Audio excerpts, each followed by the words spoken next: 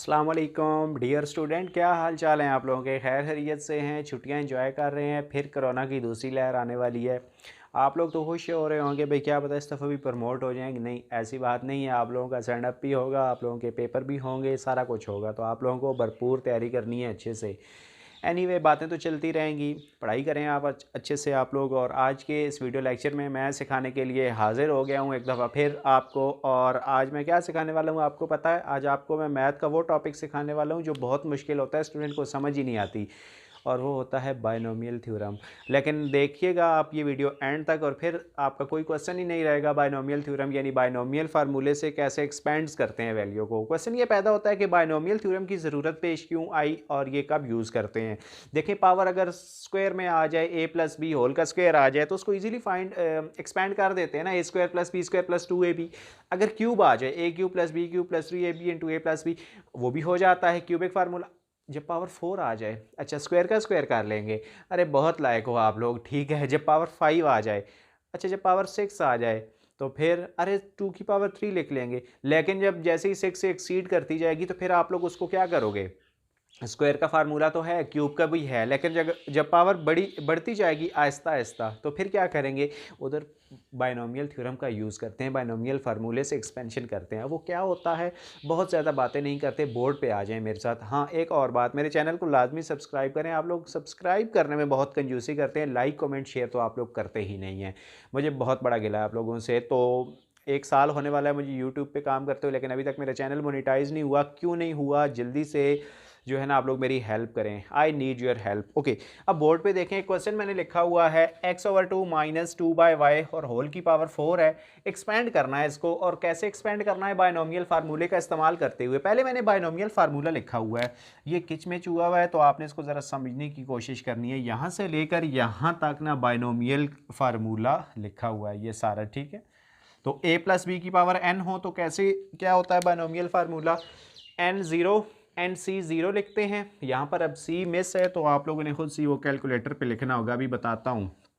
nc0, a की power जो पहली टर्म होगी ना, उसकी मैक्सिमम पावर लेंगे, और दूसरी की मिनिमम पावर, यानी ज़ीरो होती है किसी भी चीज़ की कम से कम पावर। तो a की मैक्सिमम पावर, b की पावर क्या लेनी है? ज़ीरो लेनी है कम से कम। अब दूसरा को ये एन से ज़ीरो जो होता है ना, बायनोमियल का पहला कोफिशिएंट होता है। बायनोमियल का दूसरा कोफिशिएंट है NC1। तो a की पावर n में से एक कम करते जाएंगे और b की पावर एक बढ़ाते जाएंगे। फिर बायनोमियल का दूसरा कोफिशिएंट लिखा NC2, और फिर ए की पावर एक कम की एन में से, और बी की पावर एक, पहले इधर 1 थी इधर 2 हो गई। तो इसी तरह ये चलता रहा। NC3, ए की पावर फिर एक और कम कर दी, बी की पावर एक और बढ़ा दी, तो ये चलेगा NN तक। ए की पावर इतनी कम करते जाएंगे, इतनी कम करते जाएंगे कि ए की पावर 0 रह जाएगी, और बी की पावर इतनी बढ़ाते जाएंगे, इतनी बढ़ा देंगे कि उसकी पावर n हो जाएगी। ये बायनोमियल फार्मूला है जनरल टर्म का। तो मैंने अपने क्वेश्चन पे इसको लगाया, पहले ए की वैल्यू ले ली। क्वेश्चन में x/2 जो है ना, ये ए की वैल्यू है, 2/y बी, अच्छा माइनस समेत बी की वैल्यू है, 2/y माइनस समेत बी की वैल्यू, और 4 जो है ये n है, ये मैंने मेंशन की हुई है यहाँ पर। अब सिंपल है, इस फार्मूले में हम लोग वैल्यू पुट करेंगे। NC0, ए की पावर 4 यानी ए की पावर मैक्सिमम लेनी है, और बी की पावर 0 यानी कम से कम पावर लेनी है। 4, उसके बाद जो दूसरा है ना NC1 होता है, मतलब n की वैल्यू तो 4 है ना मेरे पास, तो 4C1 लिखा, a की पावर n-1, b की पावर 1। 4C2, n a की पावर 4-2, b की पावर 1 बढ़ा दी, यानी a की पावर कम कर रहे हैं और b की एक एक पावर हम लोग क्या कर रहे हैं? बढ़ा रहे हैं। और कहाँ तक इसको ले जाएंगे? इसको 4 यानी n कितना हो जाएगा? 4 और यानी 4C4, और ए की पावर इतनी कम कर दी कि वो क्या हो गया? ए की पावर 0, तो ए की पावर 0 1 लिखी हुई है यहाँ पर, और बी की पावर इतनी बढ़ा दी, कितनी?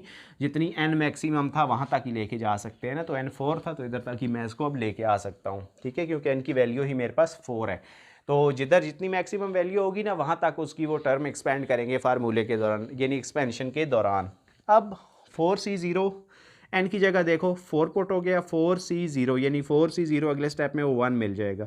बाकी ए की जगह भी वैल्यू पुट कर दी, बी की जगह, बी की पावर 0, तो बी की पावर भी पुट, ये वैल्यू भी पुट करेंगे तो उसकी पावर भी 0 1 की होगी, तो डायरेक्ट 1 लिख दिया था। फिर 4C1, ए और बी की जगह पर वैल्यूज पुट कर दी। फिर 4C2, ए और बी की जगह पर वैल्यूज पुट कर दी, बी की वैल्यू के साथ माइनस आ रहा है, ये ध्यान रखिएगा।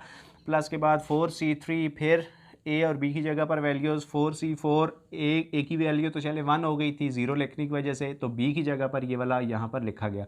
अब आखिरी स्टेप है, बस हमारा आंसर आ जाएगा 4C0 जब आप कैलकुलेटर से लेंगे। मैं आपको बता देता हूँ, एक सेकेंड, कैलकुलेटर किधर गया मेरा, हाँ, कि ये आप लेंगे कैसे, वेट, ये पड़ा हुआ है। तो अभी ये कैलकुलेटर है, अभी आपको आई थिंक विजिबल है, इसको ऑन किया। अब मुझे लेना है जैसे 4C0 लेना है ना, तो ये 4 प्रेस किया, शिफ्ट प्रेस करेंगे, फिर डिवाइड प्रेस करेंगे तो ये C लिखा जाएगा 4C। अब मैं 0 प्रेस करूँगा, 4C0 इक्वल प्रेस करने के बाद देखें 4C0, ये देख लें आप 1 मिल चुका है।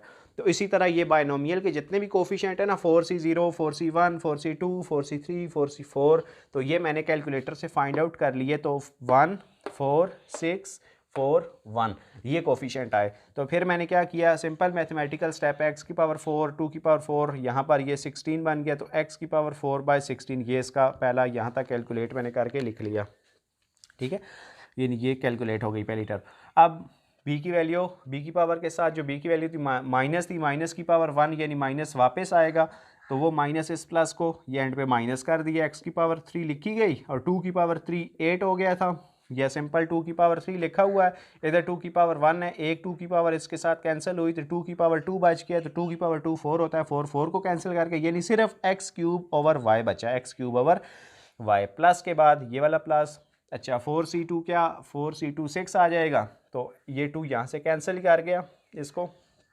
ठीक है, या दूसरे लफ्ज़ों में 2 की पावर 4 था, 2 की पावर 2 4 हो गया, तो 4 इधर भी, तो 2 की पावर 2 है, 4 4 को डायरेक्ट कैंसिल करके तो x² तो साथ 6 आ जाएगा, तो 6x², तो ये प्लस एज इट इज़ रहा, क्योंकि ये माइनस तो इधर ख़त्म हो गया था ना, इधर माइनस की पावर 1 थी, तो माइनस वापस आकर इस प्लस को माइनस किया, तो यहाँ पर माइनस ख़त्म है। तो इसी तरह हमने ये बाकी का भी, यहाँ पर भी माइनस ख़त्म हो जाएगा। फिर इधर जो है ना माइनस, सॉरी, यहाँ पर b की वैल्यू के साथ जो माइनस है ये वापस आएगा, माइनस की पावर अब इवन नंबर नहीं है, ऑड नंबर आ गई है, तो माइनस वापस मिला हुआ, ये माइनस इस प्लस को भी इधर क्या कर देगा, ये वाला माइनस हो गया, और आखिर में ये माइनस की पावर 4 थी वो ख़त्म हो गया, तो 2 की पावर 4 16, y की पावर 4 और 4C4 1 आ जाता होता है, तो 16 और y की पावर 4, तो ये हमारे पास स्टूडेंट इसका आंसर आ जाता है। यानी आपको सिंपल बायनोमियल के कोफिशिएंट कैलकुलेटर पे फाइंड आउट करने आने चाहिए, बायनोमियल एक्सपेंशन यानी ये वाला फार्मूला जर्नल टर्म का आना चाहिए। कैसे होता है, ए की पावर मैक्सिमम पहले लेते हैं, पहला 4C जो भी 4C0 जो भी n की वैल्यू है ना वो लिखकर c और फिर 0, फिर n की वैल्यू वो लिखकर c और फिर 1, 4C2, 4C3, 4C4, 4 4 इस तरह। तो अब क्या होगा, उसके बाद a की मैक्सिमम पावर लेंगे, b की पावर एक कम करते जाएंगे, नहीं सॉरी, ए की मैक्सिमम पावर और बी की एक पावर बढ़ाते जाएंगे, तो ए की अगले हर टर्म में ए की एक पावर कम करते जाएंगे, बी की एक पावर बढ़ती जाएगी। तो इस तरह बायनोमियल एक्सपेंशन मजीद भी अगर आपको नहीं समझ आई ना, तो मैं आपको और किसी मेथड से भी समझाने की सलाहियत रखता हूँ। आपने सिर्फ कमेंट करना है कि सर ये तरीका मुझे थोड़ा सा हमें नहीं समझ आया, समझ आ गया जिनको, तो वो इसको आगे सिंप्लीफाई करेंगे। एक्सरसाइज 3.1 है फर्स्ट ईयर DAE मैथमेटिक्स, जो स्टूडेंट डिप्लोमा करते हैं ना मैकेनिकल में, इलेक्ट्रिकल वगैरह में, तो उनकी जो 3.1 होती है ना, तो ये वो फर्स्ट ईयर का एक क्वेश्चन लिया हुआ है उसका, यानी पहले का पहला पार्ट ही लिया हुआ है, मैंने सिर्फ समझाना था आप लोगों को। उम्मीद करता हूँ कि बड़े अच्छे तरीके से आपको समझ में आ गया होगा। फिर भी अगर आपको नहीं समझ आया तो आप लोग कमेंट सेक्शन में पूछिएगा, आई विल आंसर यू। और अब अपना बहुत सारा ख्याल रखिएगा, मुझे भी दुआ में याद रखिएगा। अल्लाह हाफिज़, मिलते हैं फिर किसी नेक्स्ट वीडियो में, तब तक के लिए